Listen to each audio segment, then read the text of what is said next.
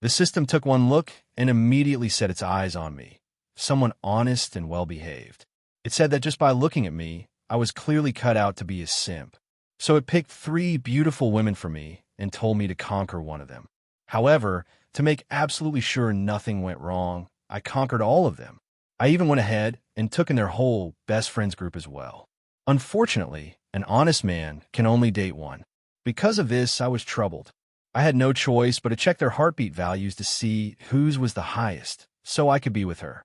Who would have thought that when I opened it, all the heartbeat values were 0? I was filled with rage. Isn't this bullying someone as honest and well-behaved as me? Chapter 1. The system selected me as its designated conqueror. It gave me 3 beauties and told me to conquer one of them. One was a cold, aloof female boss. Another was a pretentious coquette. And the last was a pure college girl. I nodded obediently. When the system came to check the results, I opened my phone and showed it. Pinned at the top were the 3 of them. The system was utterly shocked. "Aren't you going to explain this?" I replied, "Didn't you tell me to conquer them? I'm done. They're my girlfriends." The system flew into a rage, saying it was a pure love system, refusing threesomes, foursomes, anything beyond 1v1. It said I had ruined its reputation and that it originally chose me because I looked honest and decent, never imagining someone seemingly honest and harmless could actually pull something like this. So hurtful. I only look honest on the outside. There's a saying, more friends mean more paths. Then having more partners also means more homes, right? If I chose only one and she broke up with me, wouldn't that be a failed conquest? I was just leaving myself a way out. I completed the task so well that even though I didn't understand what the system didn't understand, I still obediently prepared to break up with 2 of them to achieve the 1v1 ending. So the system and I opened the affection value panel together. Displayed clearly were Willow, 0%, Sophia, 0%, Freya, 0%. Chapter 2. Those who toy with others will be toyed with in return. I couldn't sleep the whole night. Even the system couldn't help comforting me a little. I thought that with so many boats I stepped onto, at least one would be sincere. Turns out none of them were. This world is not friendly to me at all. I hate heartless players. 3 big fires ignited in my heart.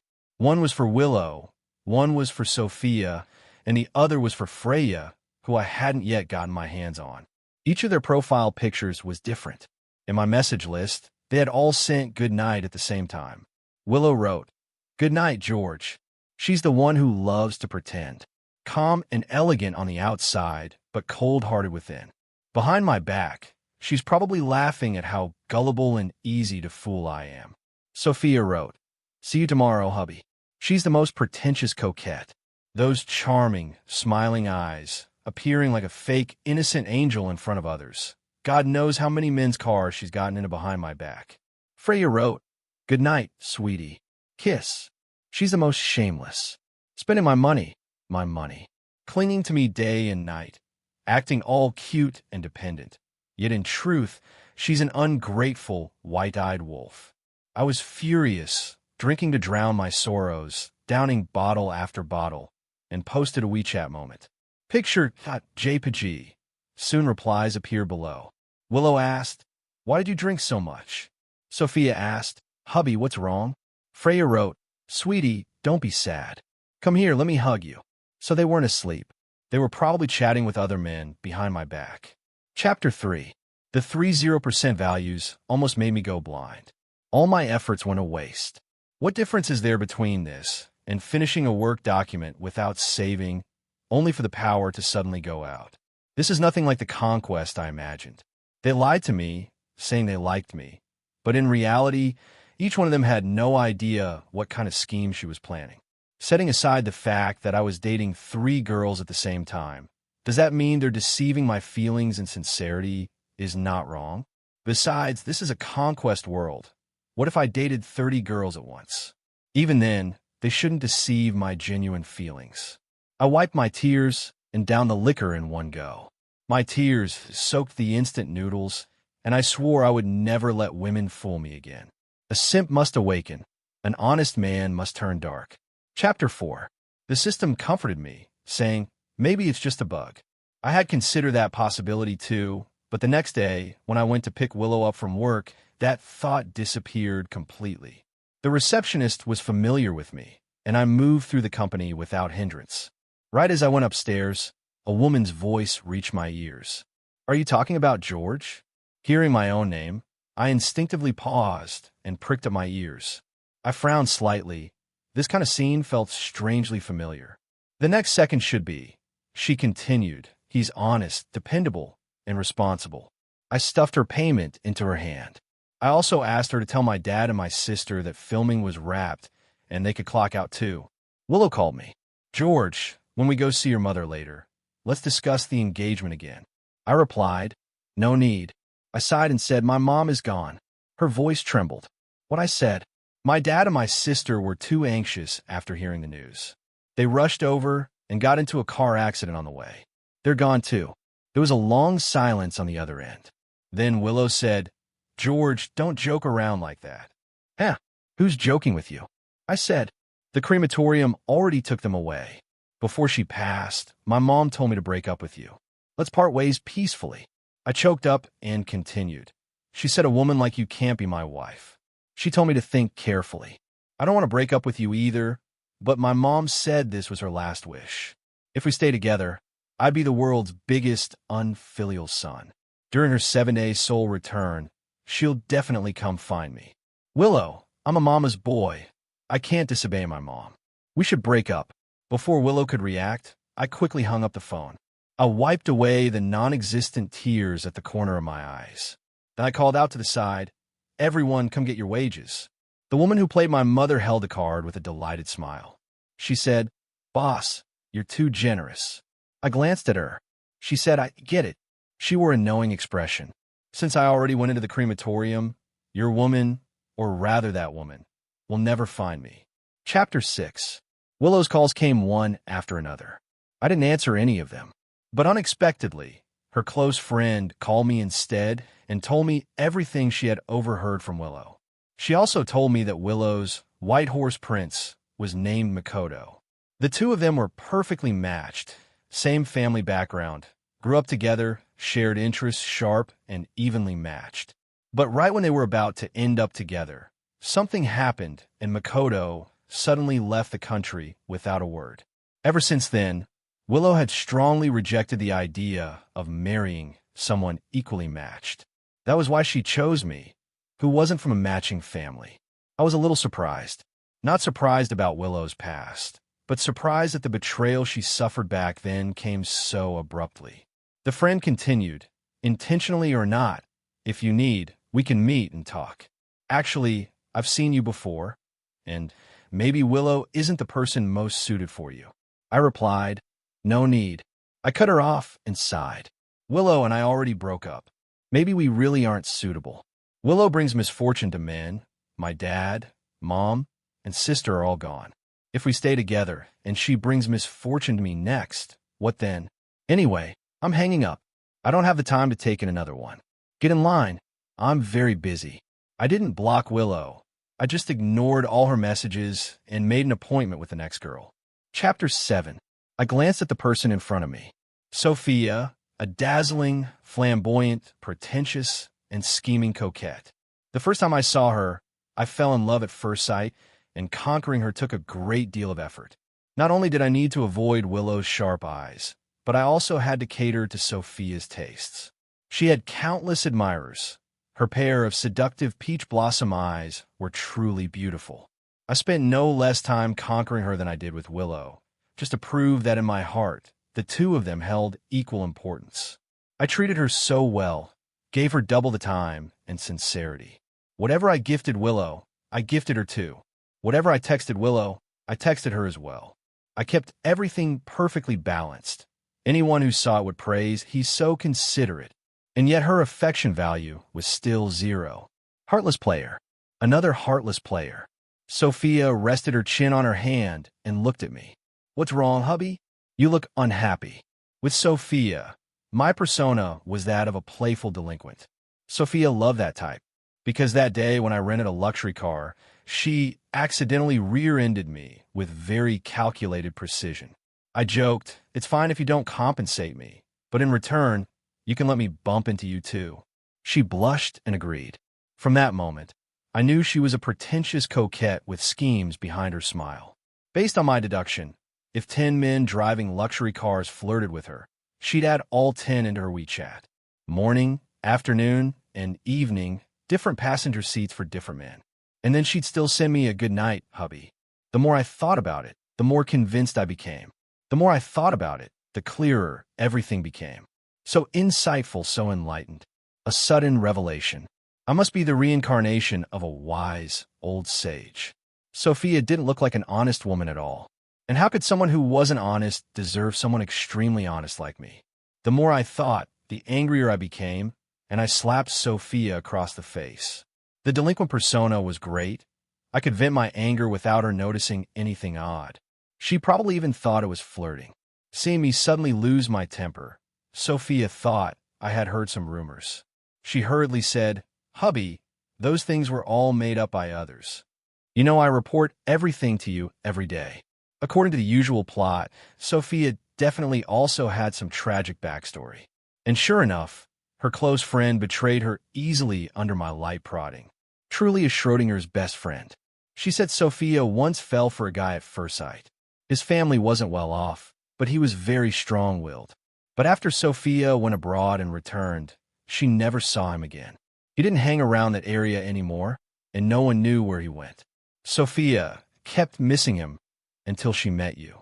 She pursed her lips and added, "It's because you look very much like him." I was speechless. The system couldn't help but pity me and said, "I thought you were the bad one, but it turns out they're the bad ones." What a battlefield of bad people. Chapter 8, the third one. The one that broke my emotional defenses the most. Freya. At that time, I already had Willow and Sophia and still had a bit of spare money. So while wandering around the university district, I deliberately arranged an accidental encounter with Freya.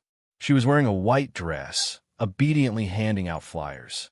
Innocent, doe-like eyes, a few soft strands of hair falling beside her ear.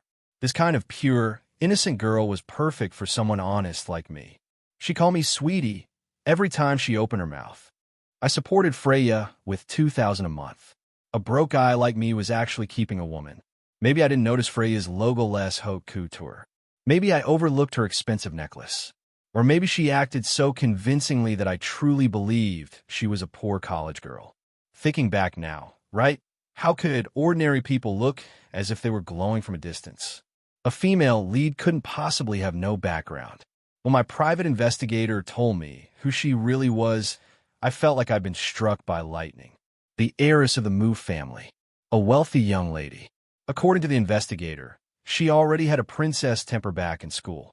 Walking around pretending to be a poor innocent girl was purely her personal quirk. Calling me sweetie so obediently was all hard acting. What about my 2,000? 2,000 is money too. A canary is still a bird. It's just the low-end version of 20 million and a golden canary. That was the best I could offer. You have no idea how much pain I felt every time I sent her money. And yet I still persisted month after month. Doesn't that count as sincerity? I simply couldn't understand. The pretentious coquette. Draining my money was one thing. But how come both the rich female boss and the heiress also needed me to spend money on them? What kind of logic was that? I was deeply hurt. And since I was hurt, I tried to dig out Freya's backstory. Maybe she once had a crush who was poor, so she dressed up as a poor girl to reminisce about him. But after digging and digging, there was nothing. Absolutely nothing. Isn't that just pure madness? Chapter 9. In the past, I acted as their simp, their convenient tool, their walking ATM. I tailored different personalities and personas for each of them based on their preferences. Yet after giving them my time, effort, and sincerity, not a single one of them was truly sincere toward me. The system's Tao heart shattered. It said, "Why is this happening? It shouldn't be like this." I clearly selected excellent female leads. They were supposed to be gentle, considerate, and understanding. It rambled in confusion. None of the carefully selected top-tier heroines delivered. The system cried miserably. It said, "This isn't the heroine persona I wanted." It was just a young, inexperienced little system. Its idea of a female lead was still stuck in who knows what ancient era. I said, human nature is complicated. We can't control the protagonist's genes mutating into heartless players. It said, but you're also a player. I replied, I'm not. It said, you dated 3 women at once. You are. I said, just tell me, was I sincere toward them or not? The system hesitated, lost for words. Because although I stood on 3 boats at the same time, I gave each of them real sincerity. A truly upright man never favors one boat over another. How could that possibly count as being a player? The system hesitated and said, all right, they really weren't sincere toward you. I said, since I'm a good man, shouldn't I find a good woman? It said, well, that's true. I asked, do you still have stock over there? The system gave me a confused look. I added, just kidding. I wouldn't dare accept anything from the system anymore. Feeling pure-hearted and guilty, the system eventually agreed that I could conquer anyone I wanted, anyone at all. So when I began interacting with new people again, I simply no longer had time to deal with those old ones. Chapter 10. Sophia quickly sensed that something was off with me. After all, I had never given her the cold shoulder before. But this time, I was extremely perfunctory with her. My replies were only a few words at a time. I'm okay. Sophia couldn't stand it and tried to retaliate with the same coldness. But when she realized I didn't care at all, even switching to single-word replies, she emotionally broke down. Sophia texted, hubby, if I can't see you, I'll die. Sob sob. This kind of flirting trick between couples was normal. In the past, I would comfort her in all kinds of ways. Now I replied, then go die. Sophia froze. She reread those 3 cold words several times, then go die. It struck her like a bolt of lightning. Sophia called me. I declined. After she called N times without stopping, I apologized briefly to the new girl beside me and stood up. I said, say it quickly. She said, George, why are you? I cut her off. Since you called, I'll speak frankly. I have a psychological cleanliness obsession. I prefer girls who are clean. Every day and night with you, I forced myself to accept it, then told myself to let it go. It tortured me. I sighed. Sophia, I'm sorry. Let's break up. My mom said white paper should match with white paper and newspaper should match with newspaper. I'm a mama's boy. I can't disobey my mom. Then I hung up. The system was stunned. It said, can that reason even work? What if Sophia is a clean and good girl? Then the breakup reason wouldn't make sense. This time I genuinely laughed. I said, don't make me laugh. But what I didn't expect was that Sophia waited downstairs for an entire day just to see me when I came home. I was humming a tune when I saw a beautiful silhouette in the distance. One glance, and my soul was almost hooked away. When I snapped back to reality, the figure had already flashed right in front of me. Sophia's eyes were red as she said, where were you? I couldn't find you anywhere. You didn't go to the place we first met, or the place we had our first date, or where we first. I stopped her in time. Her words were getting too jaw-dropping. I said, because we already broke up. My mom said I can't be with you. I'm a mama's boy. I can't go against her. She threw herself into my arms, burying her face in my chest. Hubby, don't treat me like this. I can't take it. When you ignore me, I feel like I'm dying. No matter what I said, Sophia wouldn't listen. She clung to me like sticky candy, refusing to let go. If she doesn't get put in her place, she really forgets who she is. I yanked her away and pushed her out. My true nature was exposed. Since everything was already over, exposing it didn't matter anymore. We honest people are not that easy to bully. I said, I don't want a woman who's been tainted. Who knows if you were dumped by some random guy out there before suddenly remembering to come back to me. Sophia looked bitter. Her throat went dry. Hearing that, her eyes nearly rolled back. She almost fainted. She said, I didn't, coldly. You did. I really didn't. You did. Sophia closed her eyes. She said, George, and I looked at her in confusion. She bit her lip and said, I always thought you knew. My first time was with you. No one has ever touched me. You're even my first boyfriend. I gave her a doubtful look. It was as if she had suffered enormous humiliation. She said, you can insult my character, but you cannot insult my first time. I asked, a little suspicious, really. She nodded. Really? If I'm lying, maybe hit by a car, electrocuted, pecked to death by birds, drowned, trip myself by stepping on my own feet, and die. I was still half believing, half doubting.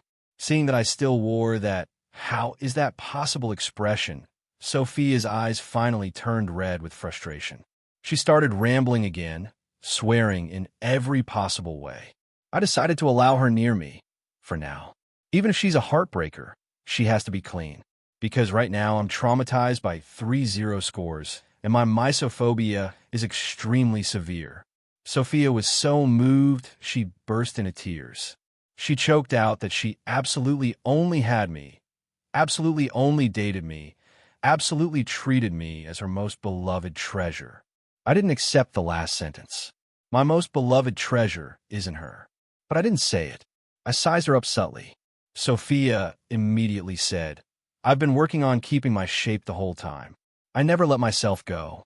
That would do. Chapter 13. The topic returned to Willow, whom I had broken up with, citing the reason of her being a husband killer. I had set all her messages to do not disturb. An absurd and strange reason. Husband killer. And then I dumped her. Willow's face flushed red. On the first day, she waited for George to take the initiative and reconcile. Nothing happened. On the second day, she decided to give George a bit of face and sent him a message to offer him an easy way out. She wasn't blocked. Sure enough, George loved her, and his breakup wasn't genuine. But George ignored her. Of the 10 messages she sent, he selectively replied to only 2, as if graciously bestowing a favor. Either haha or hee. Willow texted, "George, let's meet and have a proper talk." George replied, "Haha." Willow texted, "George, I don't know about your mother. Let's talk." "Okay," George replied, hee. She actually went to the hospital, but it seemed that no one remembered that there had ever been a terminally ill mother and her devoted son. The past should leave traces, and logically she should have been able to find something out, but unfortunately, her opponent was the system, a system that had just been stunned by a heartbreaker. So she found nothing. Willow texted, "If we keep going like this, our feelings will die out. Don't you really want to see that happen?" George replied, "Unsubscribe." Willow had a bad premonition. Actually, it wasn't their relationship that was dying. It was George's feelings for her that were fading, because she just couldn't let go. Did George care? Clearly, he didn't care. For several days, Willow's face was clouded with gloom. But even so, she never reflected on what was wrong with her demands. Instead, she comforted herself by thinking George was just upset over his mother's passing and that after some time, everything would be fine. Their relationship was still unbreakable. George loved her that much. Willow still held onto a bit of hope, until a private investigator brought a photo. After seeing the photo, she felt like she had died inside. In the photo, George was standing very close to another woman. They were both smiling widely. The shameless woman seemed to be flirting with him, while George appeared effortlessly suave and calm. No, this wasn't right. Willow angrily slapped herself. She had become obsessed with seeing a cheating photo.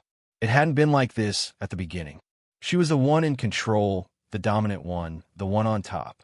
Willow pressed her lips tightly together and began dialing frantically. 1, 2, 3, 4, 5, 6. No one answered. What did this mean? What did it really mean? Finally, a call was answered almost grudgingly. On the other end, George casually said, "What's the matter? Can you stop being paranoid? Find something to do. If you can't find anything, just scroll through your phone." Willow trembled with anger and threw her phone. Actually, I hadn't decided how to deal with Willow yet. This woman was skilled in pickup artistry, clearly in an age-gap relationship. She had pursued me first, but in the end, I was the one acting like a simp, spending money on her. After all, men should spend money when pursuing women, but when women pursue men, they're actually giving men a chance to chase them. So men should still spend money.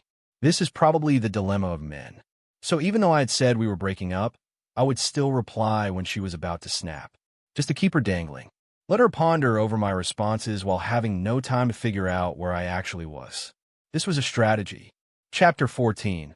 As for Freya, she lied to me and she did it convincingly. Pretending to be a poor girl, she played the part quite well. But I've seen through them all. Whether they're short on cash or not, they instinctively want to see men spend money on them and feel justified doing so. I suppressed my displeasure, sighed, and said, Freya, I might not be able to support you anymore. Freya froze. I spoke sincerely. I got fired. I'm only making $2,500 a month now. If I give you $2,000, I won't even have enough left for food. With Freya, my character was that of a deep, affectionate, supporting male character who made $3,000 a month and was willing to spend $2,000 on her. Isn't it extra deep and affectionate that I was willing to spend that much? Freya, with her eyes narrowed into a smile, said, It's okay. I'm doing part-time work now, and I make a decent amount. I can also support Sweetie. Damn, am I finally going to see some money returned to me? I wanted to shake her shoulders and shout, Heartbreaker, pay me back, and then tell her to get lost. But I couldn't. I'm the deep, affectionate, supporting male character. So I moistened my eyes and said, My mom was right. A virtuous wife is worth more than 1,000 gold. My mom said that nowadays, girls who are willing to put in effort in both directions are rare. You're so different. I always listen to my mom, Freya. I'm not going anywhere. I'll stay here and suffer with you. Didn't they say women shouldn't suffer with men? Well, I'll suffer with a woman instead. Let's see how much suffering there really is. Freya still had a thick stack of flyers in her hands. So I sat there and watched her hand out flyers for 5 hours. During that time, I finished 2 apples, ate 3 burgers, and cleaned out the pancake stall I passed by. Freya couldn't stop. She couldn't get angry, and she definitely couldn't take out her Apple phone. She worked for 5 hours straight, and I watched the whole thing until she handed out the last flyer. I immediately gave her some emotional value. Freya, you're amazing. Freya couldn't help but smile and said, I saw a restaurant online yesterday that looks really good. I've never been there with anyone. Would you like to go with me? Freya, having been pampered, was completely dizzy. She spent all the money she earned from handing out flyers. She even had to pay some extra. 5 hours of work, all for nothing. Freya was speechless. I asked, Why aren't you eating? She said, I'm not hungry. Because after 5 hours of standing, her muscles were stiff, and Freya had never felt this bad about money before. She was probably starving. Continued eating. Eating a lot. Not leaving a single bit. Now I finally understand how good it feels to spend someone else's money. Chapter 15. Out of the 3 of them, Sophia had the most talent. She quickly accepted my true nature. I thought she might have some sort of tendency or trait that led her to this. That's right. Otherwise, how could she fall for a delinquent like me? I found it easiest to get along with her because I could take advantage of the situation and play around with my character design. Even now, after my true nature was exposed, she still seemed to enjoy it. I had a sudden inspiration. Could we perhaps do something like a bondage theme? It didn't seem like she'd be surprised. Sophia asked, Honey, what are you thinking about? I said, Thinking about you. Sophia froze, then kissed my neck with affection. She said, Honey, I'm so happy. Was being tied up really that happy? I didn't know what she was so happy about. George, a sharp voice interrupted the moment between Sophia and me. Chapter 16. Not far away, a woman wearing a black mermaid dress got out of a car, her face flushed. She was clearly heading to some kind of party. Willow, indeed, was heading to a party. Halfway through the drive, she casually glanced outside the window and saw a scene that would stay with her forever. A strange, smelly woman was kissing George. In an instant, her blood rushed to her head. Willow almost passed out. In a panic, she urgently called for the driver to stop the car and rushed out, heading straight for the other woman. She gritted her teeth and shouted, George, come here. I didn't move. This was the first time I'd seen Willow after I set her messages to do not disturb. She looked like she was about to go mad. She screamed, You gave me the cold shoulder just for her. I cleared my throat and said, I just didn't want to say anything that might hurt you. Rather than making us both sad, it's better to say nothing. She shrieked, Is that your reason for cold shouldering me? I've given you so much, and this is how you repay me? Cheating's bad enough, but what's this? Is this the third mistress? I was taken aback. but I still had to refute part of her statement. I said, "Do you know how many people I have to block if I post a WeChat update about you? You think I haven't put in any effort?" Sophia, who had just been confused and was now slowly realizing that I might not just have one girlfriend, couldn't help but react with a reflexive laugh, her voice soft as she said, "Why are you shouting so loudly, Willow?" With the mindset of chasing after the second woman, I ended up capturing the heart of the third woman, making her so angry that her face turned pale.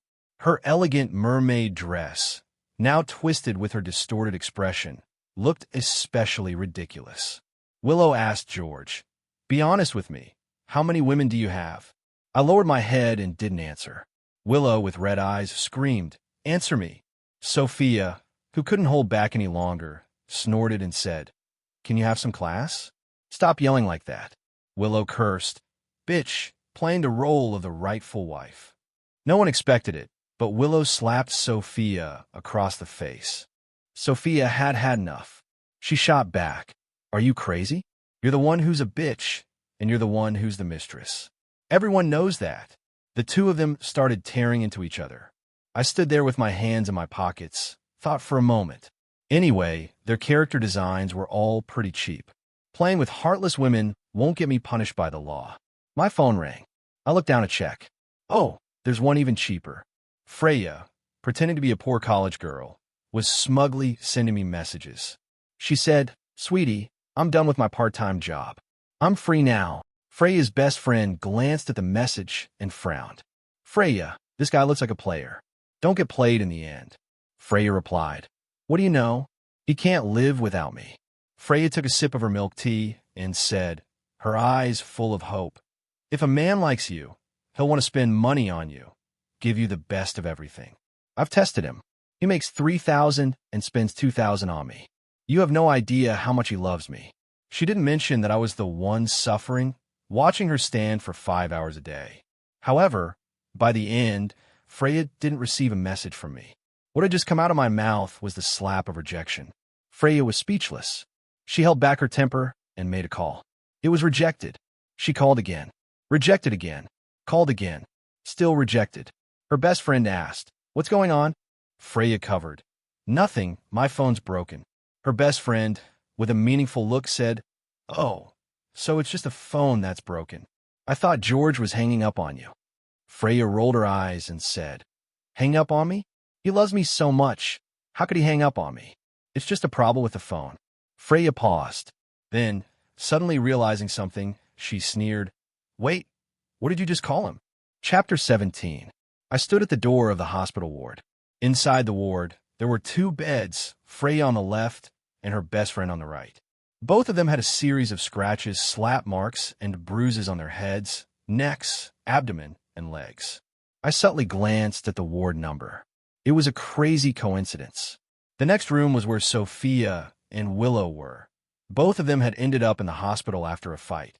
As soon as Freya saw me, she eagerly called out, "Sweetie," but the movement pulled at her wounds, and she couldn't help but hiss in pain. Her best friend quietly stayed by her side, silent, looking even worse. Her whole body was covered in bruises, and the swelling on her face hadn't even gone down. I asked what happened. "How did you two end up fighting?" From the looks of it, the fight was intense enough to land both of them in the hospital. Neither had held back. Her best friend spoke softly. "It's nothing. We just had a little disagreement." Honestly, compared to Freya, she seemed like a completely different person. I asked with interest, "What's your name?" Her eyes brightened slightly as she replied, "Anna." Nice name. She had that leading lady vibe. Could be a potential target for a mission or conquest. Freya's murderous glare fell on her, but when she saw me, she reined it in. She said, "Sweetie, weren't you here to see me?" Her tone was tinged with a hint of grievance. I noticed the earring on her left ear. The system told me that the price of that earring was worth 10 years of my salary. I instantly felt a surge of indignation. So I ignored her and turned my attention to Anna, saying, "Rest up and recover." Chapter 18. As soon as I closed the door, Freya immediately raised her hand to slap Anna. She shouted, "I treated you like a best friend, and you're out here flirting with George behind my back." Anna smiled as she shook her phone, showing the contact list on the screen. She said, "Go ahead, hit me. Let's see if George doesn't pick up your calls. But will he pick up mine? If he knew your true nature, do you think he'd still want to be with you?" Freya was stunned. "You still have his number?" Anna rolled her eyes. "Why wouldn't I have it? He makes $3,000 a month, and you're totally fine taking $2,000 from him. You've been deceiving him, and now you're mad he's not talking to someone who should be talking to him." Freya bit her lip tightly. After a long pause, she coldly snorted, "Don't act like he's spending money on me out of love. Without me, he'd still spend money on others when he dates. I don't even need money from him. All I want is his attitude. If he loves me, he'll give me the best of everything." Anna responded, "That if you love him, why would you be okay with him spending his money on you?" Freya was momentarily speechless. Anna continued, "Love is about genuinely wanting to make the other person happy, and it also brings disappointment when you don't get the same response. That's the truth. But what you want isn't love. It's your idealized version of love," Freya retorted. "So what? As long as he loves me, that's enough. I admit I'm a little spoiled and throw tantrums sometimes, but George loves me just the way I am. He said before his love for me is pure, and if he loves me, he'll accept everything about me." I was standing outside the ward listening. I think she might have forgotten that she still had a pretty good face. With that face, of course, I could say any nonsense I wanted. Later, when I found out she was a rich heiress, I did some research on her. I discovered that on social media, Freya gave off this vibe of "I don't need money, but I need lots and lots of love." Then it clicked. She was simply brainwashed by toxic spiritual quotes and was always playing games to test my obedience. I was busy, so I didn't have time to care about her childish fantasies and family issues. I said those things just to get her into my hands. Who would have known that her family issues were actually real? I used to think she had a great face. Now I think she might as well just disappear. Chapter 19. The atmosphere in the other ward wasn't much better either. The ward was overcrowded, and there were no single rooms available. Willow and Sophia had to share a room. At least when they fought, they had some sense of moderation. After all, they weren't that young anymore. Having seen youthful and lively people, I couldn't help but click my tongue. Willow's brows were furrowed, and she relentlessly asked George, "I'll ask you just one thing, and you answer me. Who's the mistress?" The older they got, the more they cared. The younger ones didn't bother, but the older ones were the ones making a fuss.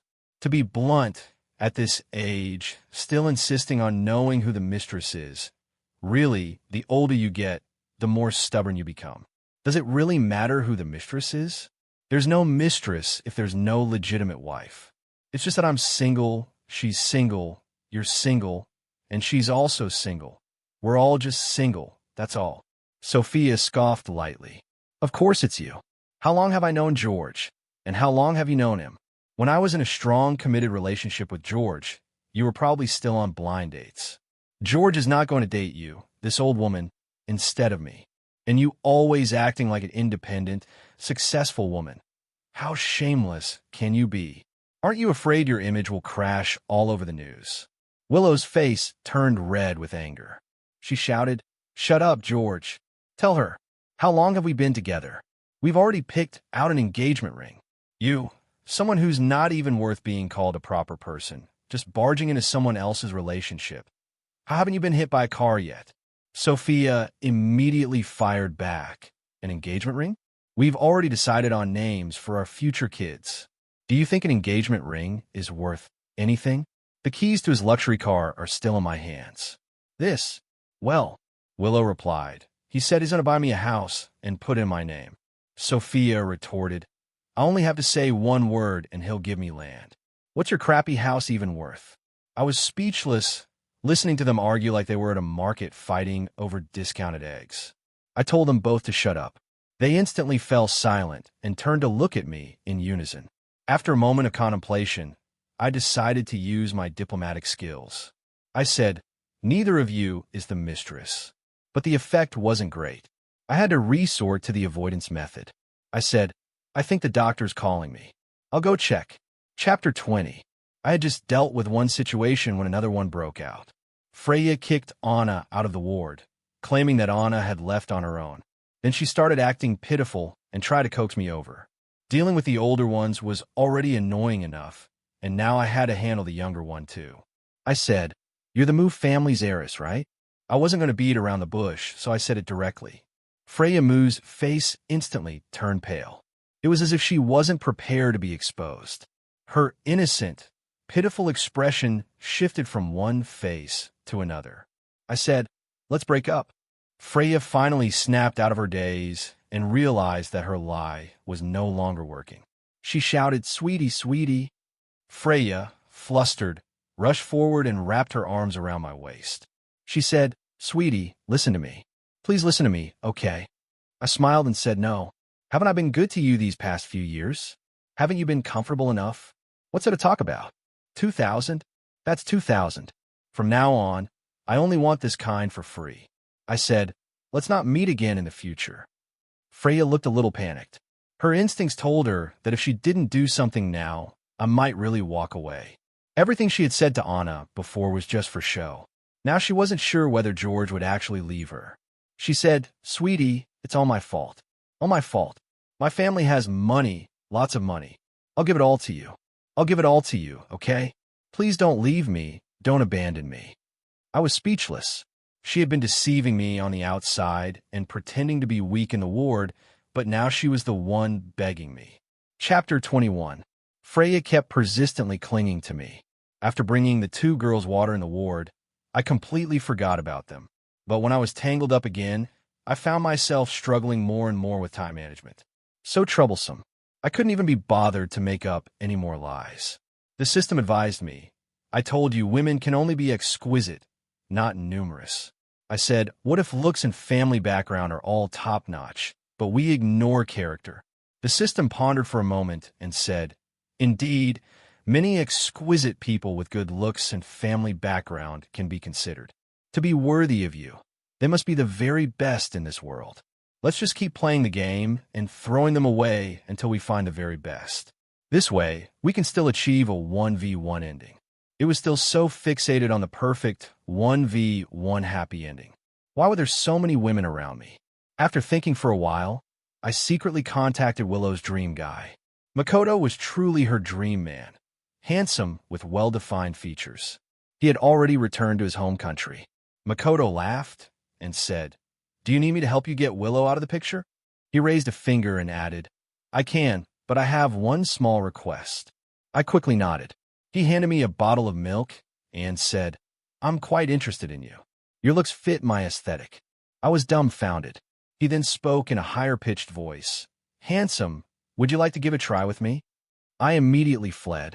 As for dealing with Sophia, it was even more troublesome, because as I investigated, I realized her crush seemed to be on me, rushing to win me over just like Willow. The more I looked, the more it made my heart race. At this point, wasn't it even harder to shake her off? Chapter 22. No matter what I said, Sophia kept following me around. Ever since the incident in the hospital ward, it felt like she had been enveloped by a halo of saintliness. She found many excuses for my actions. She said, "I know it's because I haven't spent enough time with you.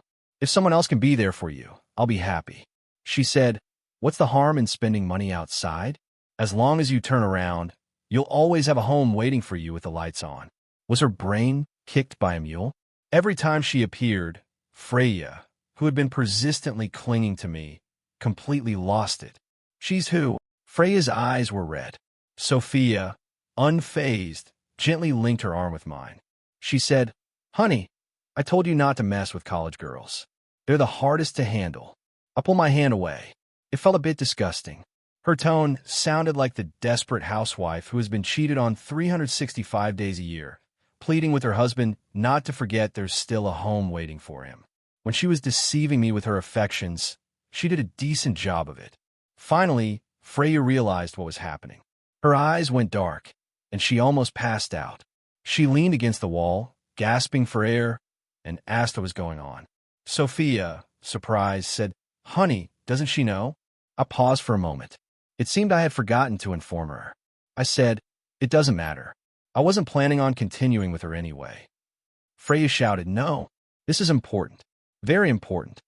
Freya was stomping her feet in anger, stomping so hard that she ended up hurting herself and yelping in pain. After a while, she was trembling all over. She said, "George, are you really playing with me?" Freya's tears fell down in large drops. It seemed like she didn't want to cry, but no matter how hurriedly she wiped them away, the tears kept flowing like a broken tap. With that pretty innocent face that looked like a good girl, she was both pitiful and hateful.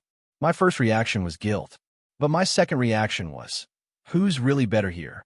She pretended to be good, deceived me with her feelings, fabricated a backstory to gain my sympathy, and I even spent money on her. And now she's crying. Sophia, watching her rival with a dumbfounded look on her face, almost wanted to laugh. She was much easier to handle than that old pretentious coquette, Willow. Thinking of Willow, Sophia felt her teeth grinding with hatred. Shameless. Why didn't she just go die? Sophia thought to herself, looking at Freya with more favor. This college girl's pride was so strong. It was clear she couldn't accept George having multiple girlfriends. With just a little guidance, she could completely disappear from George and her life. Freya didn't know if she was exhausted from crying or just numb from it. She strangely calmed down. I thought for a moment and said succinctly, "Let's break up." At the same time, Freya's calm voice rang out, and she said, "I want to stay with you." I was left speechless. Sophia was left speechless. Freya stared at me, her gaze unwavering. She said, "I won't break up." Sophia's expression cracked slightly. She struggled to maintain a good image in front of me and gently said, "You're still young. Don't go down the wrong path. No matter how excellent or outstanding someone else's husband is, he's still someone else's husband." Her implication was clear. How shameless to go after someone else's husband. What does it matter how good someone else's husband is to you? Freya, puffed up with anger, retorted, "What's it to you when I'm talking to Sweetie? You're so old. Just go die already." Back to calling me Sweetie. On one hand, showing her rebellious nature, and on the other hand, calling me Sweetie. Sophia smiled, but her entire body was trembling with anger. She was cursing in her mind. She lumped Freya and Willow together. But Freya had one advantage over Willow, and she had to keep a close watch on it. She was younger than Willow, and yet George's gaze wavered. That's right, it was me. After watching this Freya for so long, I found myself unexpectedly developing some different feelings for her. Sophia quietly thought to herself, "This is bad. People who pretend to be magnanimous are the easiest to break down." But she endured it. It was fine. There was plenty of time. She would drive every fly around George away one by one. Chapter 23. In the end, given that I hadn't changed my ways, especially with the system's support to do whatever I wanted, the three of them decided to sit down and have a good talk with me. My intention was simple. If you can't stand it, just leave. Willow, clearly acting like she was in charge, said, "Are you all deaf? George already said if you can't take it, just leave." Sophia softly said, "Shameless. Aren't you the one who should leave?" Freya's little leg secretly brushed against me under the table. I was speechless. What a lamp under the black, playing the role of the obedient one. They reached an agreement. Each of them could stay by my side, but I had to choose who to spend time with every day. Chapter 24. This system is quite troublesome. I still instinctively want to treat everyone equally because I am a very good man. A good man treats everyone with the same care. Willow and Sophia, the old residents of the palace, have no new tricks, just good at whispering in people's ears. Freya, the newcomer, knows how to stir things up. When I turned to her, I saw Freya sitting next to me, scrolling through videos. 3 signs that a dog is a good dog. I glanced over when I heard her. She pretended her phone was casually playing this kind of content. Freya, all clingy, said, "Sweetie." I push her away. No sense at all. Didn't you see I was busy? Being clingy is fine, but being overly clingy and turning into a sticky mousetrap is her fault. Chapter 25. The pure 1v1 system kept insisting. It was really good at convincing itself. It said, "Anyway, you haven't given anyone a definite title yet. As long as that title isn't settled, everything is 1v1. And the heartless women don't deserve any sympathy." That made a lot of sense. I wholeheartedly agreed. Heartless women only deserve revenge. But I still couldn't resist tweaking my own image. I said, "My love is scattered, but my heart is true." From then on, I didn't have to look at the heartfelt value anymore. Because deep down, I didn't care about their feelings at all.